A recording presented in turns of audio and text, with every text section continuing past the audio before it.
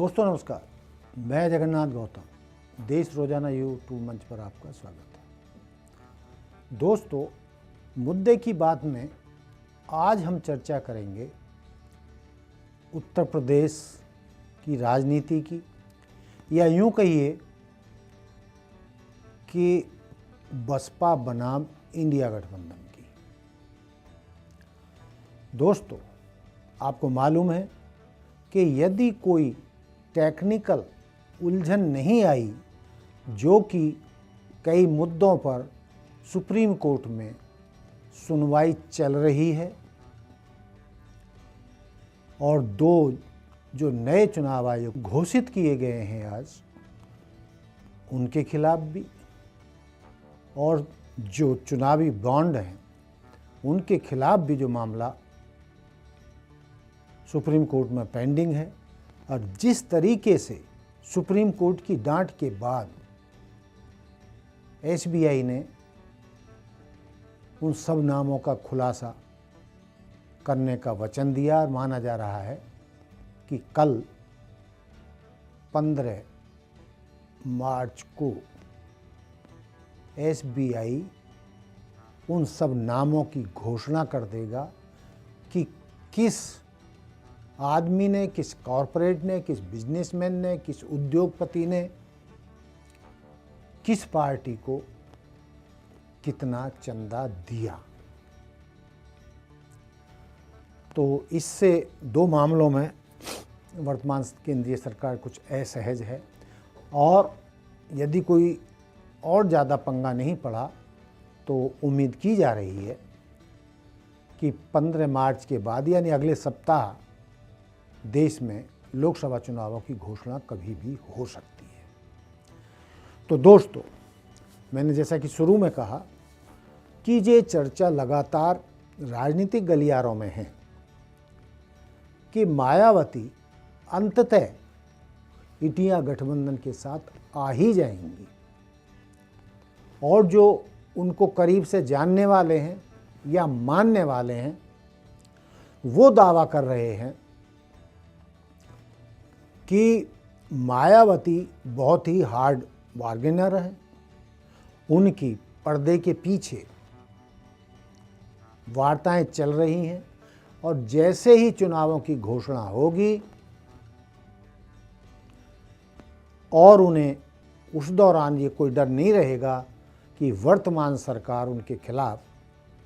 कोई दंडात्मक कार्रवाई आर्थिक मामलों को लेकर कर सकती है, तो वो तुरंत इंडिया गठबंधन के साथ आकर समझौता कर लेंगी। ऐसे कयास लगाए जा रहे हैं, जबकि मायावती पहले ही घोषणा कर चुकी हैं कि हम अकेले चुनाव लड़ेंगे, ना हम एनडीए में जाएंगे ना इंडिया में जाएंगे। और जब ये चर्चा बहुत जोरों से सोशल मीडिया में विशेषकर, हालांकि वैसा तो सारे में चल रही थी, लेकिन सोशल मीडिया में विशेषकर कुछ ऐसे पत्रकार जो ये मानते हैं, उन्हें वर्तमान सरकार में कई खामियां नज़र आती हैं और वो मानते हैं कि वर्तमान सरकार संविधान को बदलना चाहती है, ये दलित विरोधी है, ये ओबीसी विरोधी है, ये आदिवासी विरोधी है, या युवाओं विरोधी, जो भी कांग्रेस या विपक्षी दल आरोप लगाते हैं।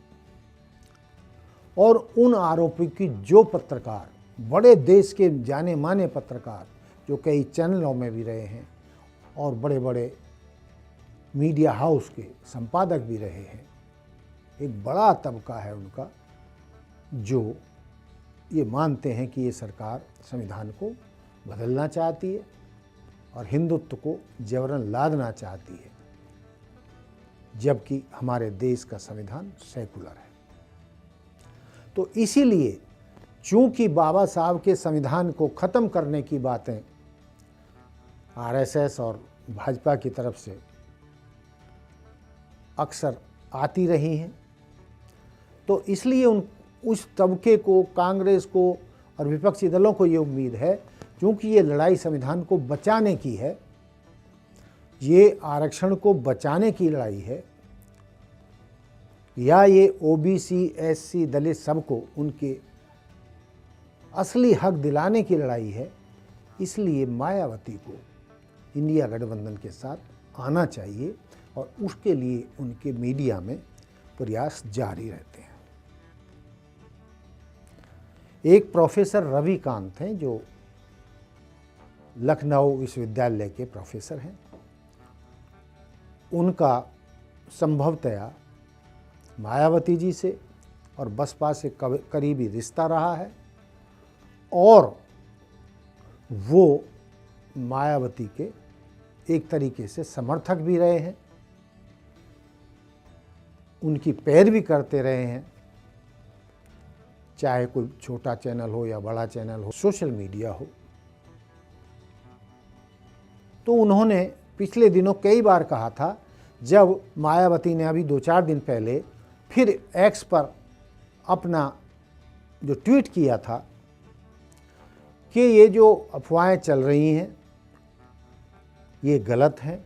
इनमें कोई दम नहीं है। मैं एक बार फिर खंडन करती हूँ कि बसपा अकेले चुनाव लड़ेगी, ना इंडिया के साथ जाएगी, ना भाजपा गठबंधन के साथ जाएगी। लेकिन उसके बावजूद भी कई पत्रकार, और जिनमें से मैंने बताया बुद्धिजीवी और विद्वान प्रोफेसर रविकांत का ये मानना था कि पर्दे के पीछे बार्गेनिंग चल रही है, बातचीत चल रही है, मायावती बहुत बड़ी हार्ड बार्गेनर है और जैसे ही चुनावों की घोषणा होगी, आचार संहिता लगेगी, तो मायावती तुरंत इंडिया खेमे में आ जाएंगी और इंडिया खेमे के साथ मिलकर चुनाव लड़ेंगी। लेकिन दोस्तों, हाँ, मैं एक बात और इसके साथ जोड़ना चाहता हूँ कि वो और उनके साथी ये भी लगातार कहते रहे कि सोनिया गांधी और मायावती के रिश्ते बहुत करीबी हैं, वो एक दूसरे का बहुत प्यार करते हैं, सम्मान करते हैं और उसमें जो उनके प्यार भरे फोटो कई बार दिखाए जाते सोनिया गांधी और मायावती की, जब सोनिया गांधी उनको गले से भी लगा रही हैं और उन दोनों के आपस में सिर भिड़े हुए हैं। इतना करीबी रिश्ता, इतना प्यार का रिश्ता। तो इन लोगों का मानना था, प्रोफेसर रविकांत और उनके साथी पत्रकारों का, कि जो पर्दे के पीछे बात चल रही है, अंततः सोनिया गांधी की बात को मायावती कभी ना नहीं करेंगी। वो किसी की भी बात को ना कर सकती हैं, लेकिन सोनिया गांधी का वो बहुत सम्मान करती हैं और सोनिया गांधी उनको अंततः इंडिया गठबंधन में ले ही आएंगी।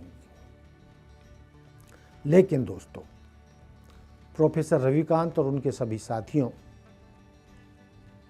के सपनों पर या उम्मीदों पर उस समय तुषारपात हो गया जब उत्तर प्रदेश के बसपा अध्यक्ष ने ये घोषणा कर दी कि वो बसपा अकेले तो चुनाव लड़ेगी ही, लेकिन वो अमेठी और रायबरेली में भी अपने उम्मीदवार उतारेगी। आप जानते हैं कि उत्तर प्रदेश बसपा के अध्यक्ष ने जो ये घोषणा की है कि बसपा रायबरेली और अमेठी में भी अपने उम्मीदवार उतारेगी, तो किसी की हिम्मत बसपा में नहीं है कि इस तरीके की घोषणा, बड़ी घोषणा,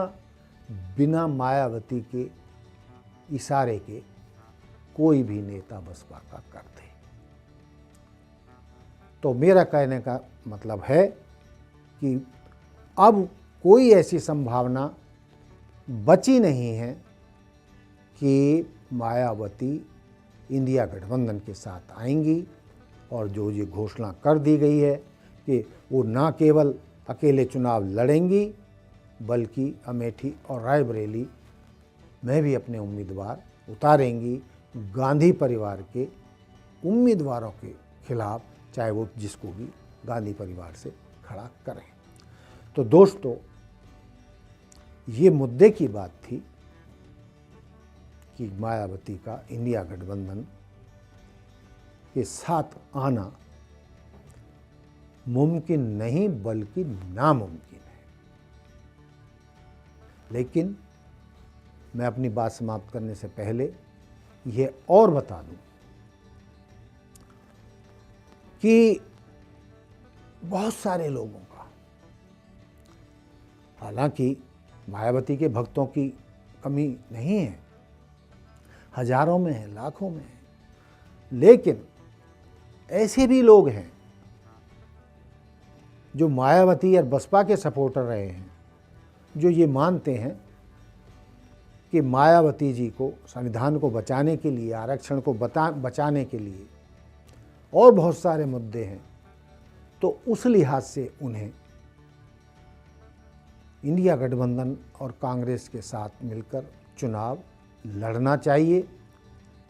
उत्तर प्रदेश में अखिलेश यादव के साथ मिलकर चुनाव लड़ना चाहिए, तभी वो चुनावों में सफलता प्राप्त कर सकती हैं और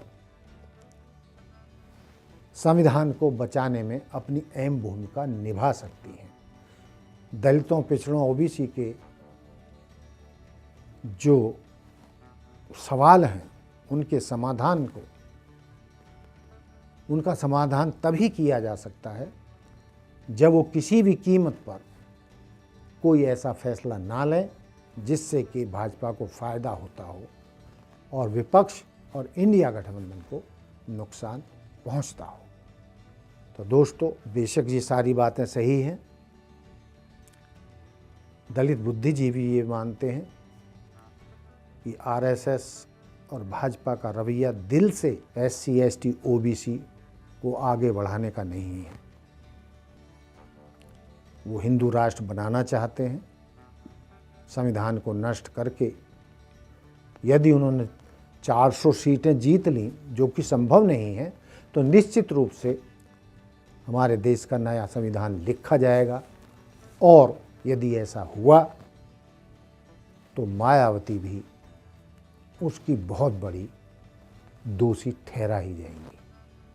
तो दोस्तों, ये था मेरा आज का मुद्दा, मायावती बनाम इंडिया गठबंधन। अब कहीं कोई रंच मात्र भी ऐसी उम्मीद बची नहीं है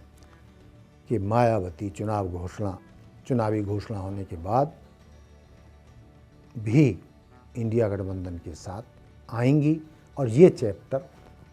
अब सबको बंद समझ लेना चाहिए, प्रोफेसर रविकांत को भी और उन जैसे अन्य महान बुद्धिजीवी और पत्रकारों को भी, क्योंकि मायावती ने अंततः वही फैसला करना है